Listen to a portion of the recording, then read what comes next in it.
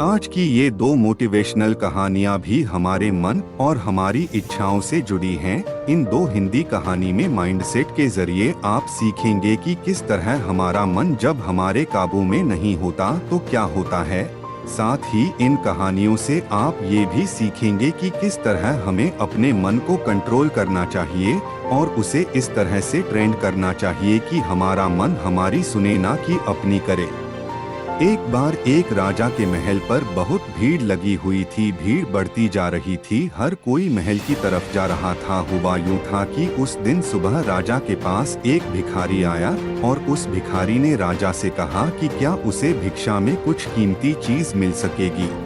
राजा ने भी कह दिया कि कोई कमी नहीं है, जो चाहो मांग लो। लेकिन भिखारी ने एक बड़ी अजीब शर्त रख दी। उसने कहा कि वह भिक्षा तभी लेता है जब यह आश्वासन मिल जाए कि उसका भिक्षा पात्र पूरा भर दिया जाएगा। भिक्षु ने ये भी कह दिया कि मैं अधूरा भिक्षा पात्र लेकर नहीं जाऊंगा, अगर यह वचन दोगे तो ही भिक्षा लूंगा।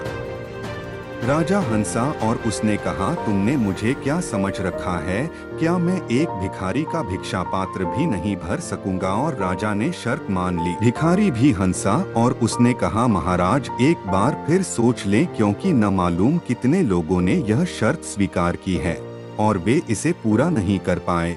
राजा ने मुस्कुराते हुए अपने वजीरों को कहा कि जाओ, अनाज के दानों से नहीं बल्कि हीरे मोतियों से इसके भिक्षा पात्र को भर दो। भिखारी ने दोबारा टोकने की कोशिश करी, पर राजा ने वजीरों से कहा, समय बर्बाद मत करो, जाओ और उसके भिक्षा पात्र को हीरे मोतियों से भर दो। वजीर बहुत से हीरे मोती लेकर आया और उस भिखारी के भिक्षा पात्र में डाल दिए। भिक्षा पात्र में डालते ही वो हीरे मोती कहीं खो गए और भिक्षा पात्र खाली का खाली रहा। सुबह से दोपहर हो गई, लेकिन वो भिक्षा पात्र खाली का खाली ही रहा।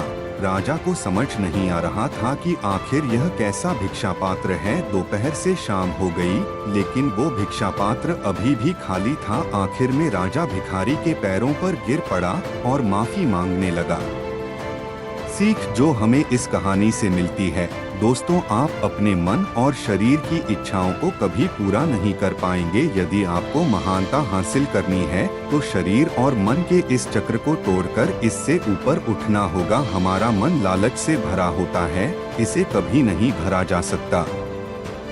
लोग सिर्फ इस भ्रम में जीते हैं कि शायद कल मेरा मन भर जाएगा, लेकिन ईश्वर ने मन को बनाया ही इस तरह है कि उसे भरा नहीं जा सकता। हमारा मन हमें हमेशा किसी न किसी लालच में फंसाए रखता है और हमें हमारे लक्ष्य से दूर कर देता है।